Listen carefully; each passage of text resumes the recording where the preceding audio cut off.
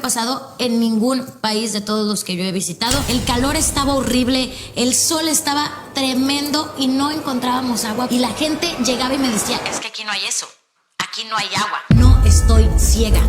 Vi absolutamente todo. De todos estos recursos que se podrían utilizar en darle de comer a la gente, en darles una vida digna, en darles agua potable, en darles medicinas, en darles salud, lo estaban utilizando en tener un panteón bonito de mármol. No hay agua potable para tomar. No había nada de la canasta básica. No había nada para la nutrición. Es impactante ver que a unas cuadras, a 1 o 2 cuadras de donde está todo lo turístico, estén las personas en esa condición de vida. Tratan de mantenerlo tan oculto eso, que les quitaron las redes sociales, que les quitaron la luz, que les quitaron todo. Y veíamos anuncios por toda la provincia que alababan a Fidel Castro, que alababan a la dictadura, que alababan a todo este gobierno que los tiene así. La censura en ese país es de otro mundo.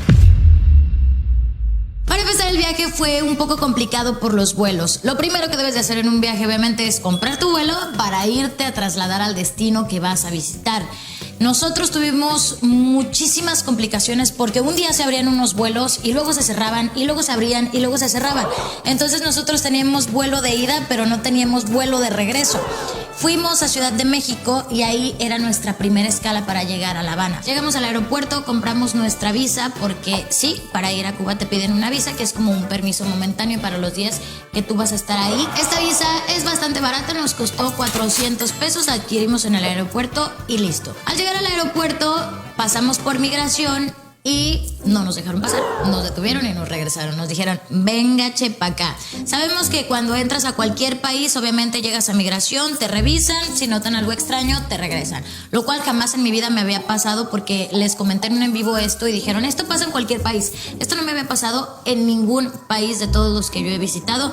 Yo llego con mis papeles en regla, me los checan y paso. En esta ocasión no, me regresaron a mí y regresaron a las 2 personas que iban conmigo. Estuvimos aproximadamente 40 minutos con la incertidumbre de si íbamos a pasar, si no íbamos a pasar. Nos preguntaron que si íbamos a trabajar o que si íbamos a turistear. Nosotros dijimos que obviamente íbamos de turistas, pero que nuestro trabajo al final era pues estar con nuestro equipo, con nuestras computadoras. Nos tomaron nota de cada una de las cosas que llevábamos, desde computadoras, discos duros, cámaras, todo lo anotaron y ya, nos dejaron pasar después de, como les digo, aproximadamente 40 minutos. Salimos y la impresión que me dio al entrar a la isla fue como de una película antigua, porque aquí en México pues ves carros de absolutamente todo, en Estados Unidos, en otros países, pero al salir del aeropuerto lo único que vimos fue autos clásicos de los años 50 y yo, como un turista, claramente me impacté porque es algo que no ves todos los días, no es algo que se vea siempre, lo ves en una colección pero no lo ves en la calle. Entonces nos fuimos y llegamos a nuestro primer destino, que era La Habana. En La Habana estuvimos la mayor parte del tiempo, fue nuestra sede base. Ahí nos quedamos muchos días en 2 Airbnb, cambiamos de Airbnb. Yo les hice un tour que fue muy criticado porque decían que esa no era la vida de las personas que vivían ahí, que yo les estaba diciendo mentiras, cuando lo único que les mostré en ese momento fue el lugar en donde nos estábamos hospedando. En nuestro paso por La Habana vimos muchísimas cosas, vimos lugares increíbles, vimos museos, las calles, las plazas antiguas y tuvimos la oportunidad de convivir con muchísimas personas. Tuvimos la oportunidad de convivir con las personas que nos atendían en los restaurantes, con las personas que nos encontrábamos en la calle o que nos reconocían y podían acercarse a nosotros, lo cual eso fue muy bonito porque llegar a un país que nunca habíamos visitado y ver cómo las personas nos recibían porque nos conocían fue algo que me impactó mucho. Yo les hice un video sobre el paquete de la semana y si no lo han visto les voy a dejar el link aquí abajo para las personas que no sepan qué es esto. En Cuba el internet es un poco limitado y es caro. El internet llegó hace 5 años para allá, a diferencia de otros países. Somos muy afortunados y la gente llegaba y me decía, es que yo te conozco por el paquete y es que yo te veo por el paquete. Investigamos qué era esto y fuimos a un lugar a grabarlo y a ver cómo las personas nos veían y sí, efectivamente Efectivamente, ahí encontramos todos nuestros videos. Y algo me llamó la atención también fue que el internet es más barato para nosotros como turistas que para las personas que viven ahí en ese país, lo cual se me hace muy injusto porque por lo regular siempre todo es más caro para los turistas y más barato para los locales. Ahí fue todo lo contrario. Nosotros pagamos $30 por un paquete que nos da 10 gigas y a los locales ese mismo paquete por $30 les daba 6 gigas. Oh, no. Entonces es una diferencia abismal. Hubo un día en el que las redes se fueron, en el que todo se apagó, empezó a fallar el internet y nos dijeron al día siguiente que había pasado una manifestación. Nos dijeron que tratan de mantenerlo tan oculto eso, que les quitaron las redes sociales, que les quitaron la luz, que les quitaron todo, para que más personas en la isla no se enteraran, para que las personas fuera de la isla no se enteraran. La censura en ese país es de otro mundo. Pero bueno, vimos la parte bonita, como les dije, las calles, lo bien cuidado, pero solo es la parte que se le puede mostrar a los turistas. Las plazas, los restaurantes, los bares, las cosas que son muy icónicas, muy llamativas, como la bodeguita del medio, el Floridita, las plazas principales en donde están todos los taxis, los almendrones, todo lo antiguo, todos los museos. Pero íbamos un poquito más allá, caminábamos unas calles más adentro y veíamos las casas cayéndose. Los complejos son edificios muy antiguos, agrietados, viejos. Incluso tuvimos la oportunidad de entrar a una casa que nos recibieron y nos dejaron ver cómo vivían.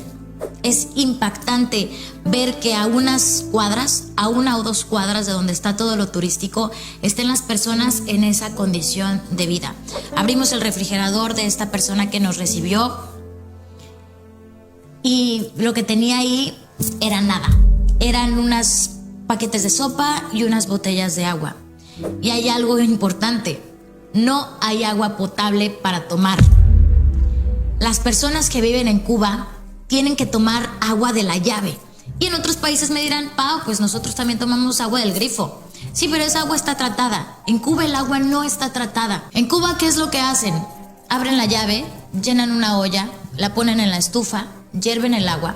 Después la llevan a botellas de agua, a contenedores y lo meten al refrigerador para tener agua fresca. La oferta es tan poca que ni siquiera como turistas encontrábamos agua. Incluso llegamos y le preguntamos a algunas personas que si sabían en dónde vendían agua, en las tiendas, en lo normal que nosotros encontraríamos en nuestro país. Y la gente decía, es que aquí no hay eso, aquí no hay agua. Duramos un día buscando por lugares y lugares y lugares agua para tomar. El calor estaba horrible, el sol estaba tremendo y no encontrábamos agua porque ni siquiera hay. Los productos no llegan para allá. En los restaurantes podrías encontrar una carta con 30 platillos y entonces decías, bueno, se me antoja esto y lo pido. Nos decían, no, de todos estos 30 platillos que tú ves aquí, tenemos 2.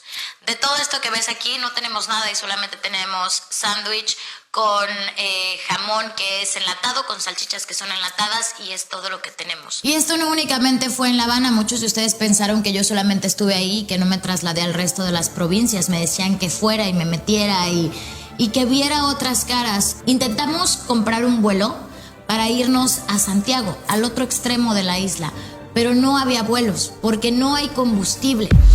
El combustible es una carencia más, además de la comida y el agua. Se hacen filas enormes para que la gente pueda conseguir combustible. Entonces, si los automóviles no tienen, mucho menos los aviones.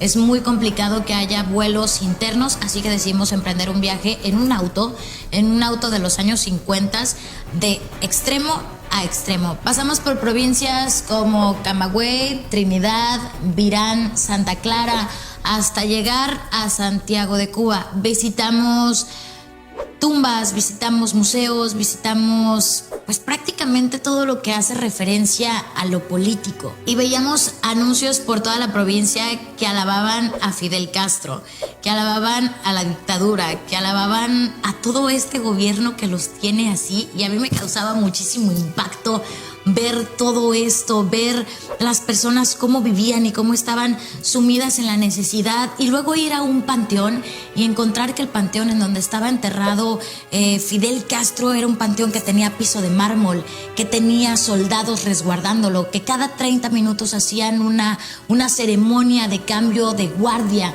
que todos estos recursos que se podrían utilizar en darle de comer a la gente, en darles una vida digna, en darles agua potable, en darles medicinas, en darles salud,